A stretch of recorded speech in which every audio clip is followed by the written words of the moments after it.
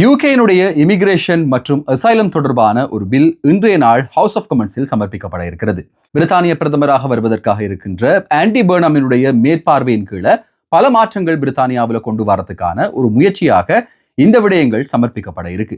இதன் மூலமாக யூகேல இதுவரை காலமும் இருந்து வந்த பல சட்டங்கள் மாற்றப்பட இருக்கு. இமிகிரேஷன் தொடர்பான, அதுவும் குறிப்பாக அசைலம் தொடர்பான பல விடயங்கள்ல இது மாற்றங்களை ஏற்படுத்தும் அப்படின்ற ஒரு தகவல் வெளியிடப்படுகிறது. ஏற்கனவே பலருக்கும் இருந்த ஒரு குழப்பம், கேள்வி என்ன அப்படின்னு சொன்னா, ஆண்டி பர்னம் ஷபானா மஹ்மூதினுடைய அசைலம் ரீஃபார்ம் மற்றும் ILR ரீஃபார்முக்கு ஆதரவான ஒரு போக்கு கொண்டிருக்காரா இல்ல எதிரான ஒரு போக்கை கொண்டிருக்கிறாரா அப்படின்ற ஒரு பெரும் கேள்வி எல்லார் மத்தியிலுமே இருந்தது. பல இடங்களிலையும் அரசல் புரசலாக சொல்லப்பட்ட ஒரு விஷயம். இதற்கு ஆண்டி பர்னம் எதிர்ப்பாக இருக்கிறார் அப்படின்ற ஒரு விடயம் அரசல் புரசலாக சொல்லப்பட்டிருந்தாலும் கூட, ஷபானா மஹ்மூதினுடைய ILR மற்றும் அசைலம் ரீஃபார்முக்கு தன்னுடைய பூரண ஆதரவு இருக்கிறது அப்படின்றத ஆண்டி பர்னம் தெரிவித்திருப்பதாக இன்றைய நாள் பிரித்தானியாவினுடைய பல செய்தித்தளங்கள் கவர் செய்திருந்தது. அதுல மிக முக்கியமாக டைம்ஸ் பத்திரிகை மற்றும் கார்டியன் பத்திரிகைகள் இது தொடர்பான தகவல்களை விளக்கி இருந்தது. அதுல பார்க்கும்போது ஒரு விஷயம் சொல்லப்படுது என்ன அப்படின்னா, இன்று கொண்டு வரப்பட இருக்கிற திட்டங்களானது இதுவரை கால யூகே வரலாற்றுல இல்லாத மாதிரியான பல மாற்றங்களை கொண்டு வருவதற்கு இருக்கு அப்படின்றதுதான் இப்போதைக்கு கிடைக்க பெற்ற ஒரு தகவலாக இருக்கு. இதன் அடிப்படையில மிக முக்கியமாக ILR தொடர்பான மாற்றங்கள் இந்த பில்லுல சமர்ப்பிக்கப்படாது.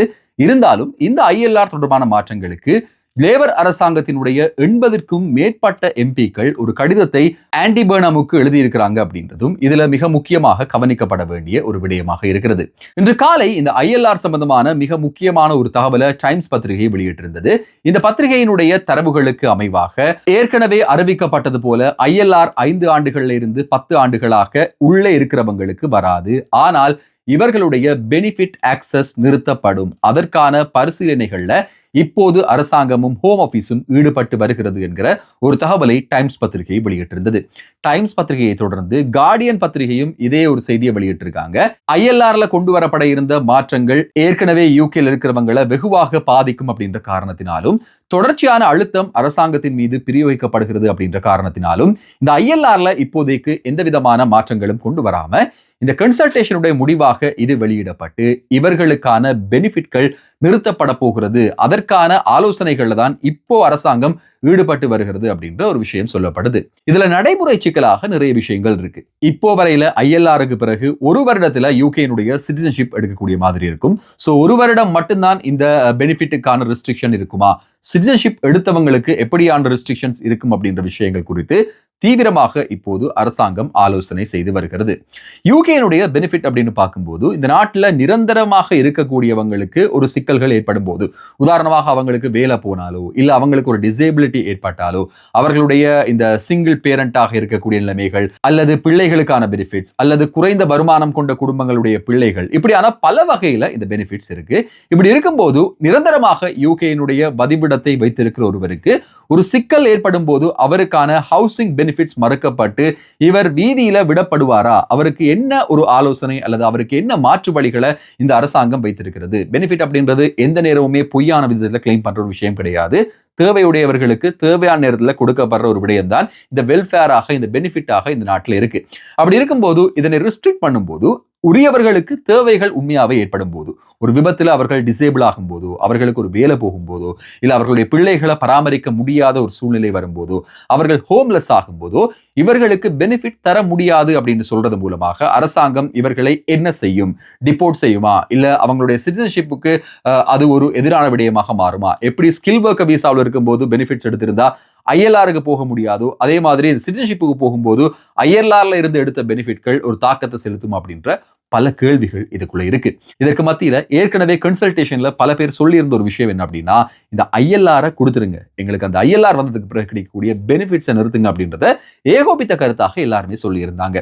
ஆனா இதுல இருக்கக்கூடிய ஒரு மறைமுகமான விஷயத்தை பத்தி யாருமே பேசல. ஏன் அப்படின்னா, இப்போதைக்கு ILR கிடைச்சா போதும் அப்படின்ற ஒரு எண்ணத்துல மக்கள் இருக்கிற காரணத்தினால உண்மையிலேயே ILRக்கு பிறகு ஒரு நிலை ஏற்பட்டால், பெனிஃபிட் எடுக்க வேண்டிய ஒரு சூழ்நிலை ஏற்பட்டால் இந்த நாட்டில் அதை எடுக்க முடியுமா, எடுக்க முடியாமல் போகும்போது அவர்களுடைய நிலைமை என்ன அப்படின்ற ஒரு கேள்வி இதுவரையில பதில் சொல்லப்படாத ஒரு கேள்வியா தான் இருந்துட்டு இருக்கு.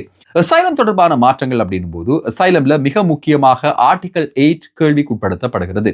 டிபோர்டேஷனுக்கு தயார் செய்து வைக்கப்பட்டிருக்கிறவர்கள் டிபோர்டேஷனை தடுப்பதற்காக இந்த ஃபேமிலி யூனியன் அல்லது பிள்ளைகள் தொடர்பான விஷயங்களை காரணம் காட்டி டிபோர்டேஷனை ECHR மூலமாக தடுத்து நிறுத்தக்கூடிய சட்டங்கள் பிரித்தானியாவில் இருக்கு. யூகேல இருந்து அசைலம் கோரி இருக்கிறவங்களை நாடு கடத்த முடியாமல் போவதற்கான மிக பிரதானமான ஒரு காரணமாக, ஒரு சட்டமாக இந்த ஆர்டிகல் 8 இருக்கு. இந்த ஆர்டிகல் 8 காரணமாக தான் டிபோர்டேஷன் அப்படின்றது யூகேல மிகப்பெரிய ஒரு சவாலா இருக்கு. எவ்வளவுதான் அசைலம் கிளைம்ஸ் நிறுத்தப்பட்டாலும், அசைலம் கிளைம்ஸ் ரிஃப்யூஸ் ஆனாலும் கூட இவங்களை நாடு கடத்த முடியாம தொடர்ந்தும் அப்பீல்ல வைத்திருக்கக்கூடிய காரணங்கள் இவர்களுடைய குடும்பங்கள் பாதிக்கப்படும் அப்படின்ற ஒரு காரணத்துக்காக இதுவரையில செய்யப்பட்டு வருகிறது.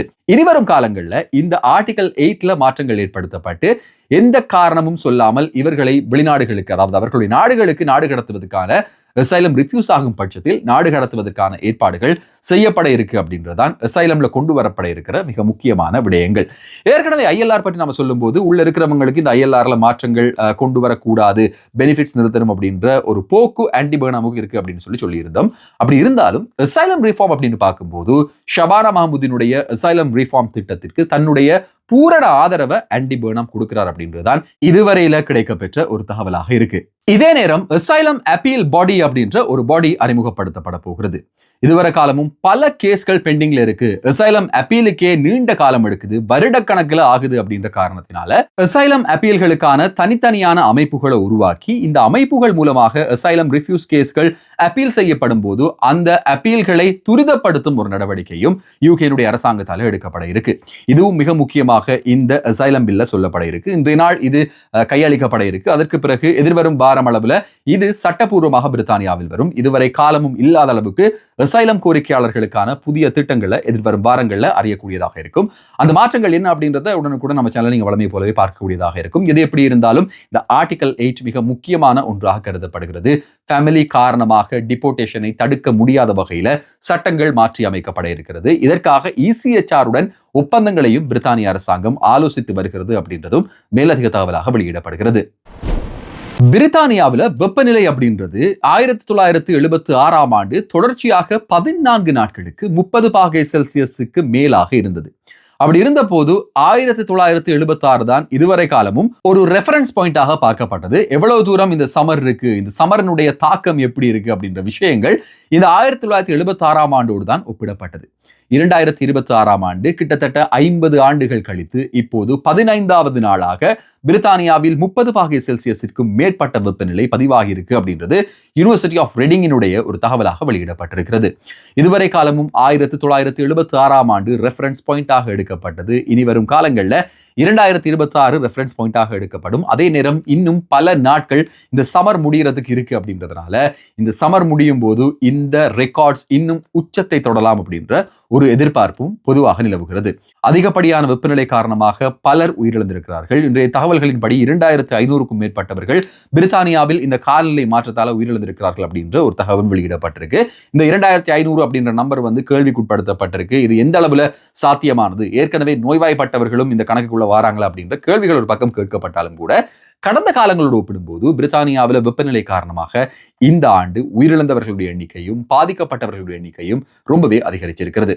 எதிர்வரும் ஒரு வாரத்திற்கு இன்னும் அதிகப்படியான வெப்பநிலை நிலவும் அப்படின்றதுனால மக்கள் தங்களுடைய பாதுகாப்பை உறுதிப்படுத்திக் கொள்ளுங்கள் என்கிற ஒரு வேண்டுகோளும் மெட் டிபார்ட்மெண்டால் விடுக்கப்பட்டிருக்கு. இந்த வீடியோவை முழுசா பார்த்திருப்பீங்க அப்படின்னு நம்புறேன். இந்த வீடியோ உங்களுக்கு உபயோகமானதாக இருந்திருந்தா மறக்காம சப்ஸ்கிரைப் பண்ணுங்க, இந்த வீடியோக்கு லைக் பண்ணுங்க, உங்க நண்பர்களோடையும் இந்த சேனல் மற்றும் வீடியோவை பகிர்ந்து கொள்ளுங்க. இன்னும் ஒரு வீடியோல இன்னும் சுவாரஸ்யமான புதிய தகவல்கள் செய்திகளோட உங்களை சந்திக்கும் வரை நன்றி, வணக்கம்.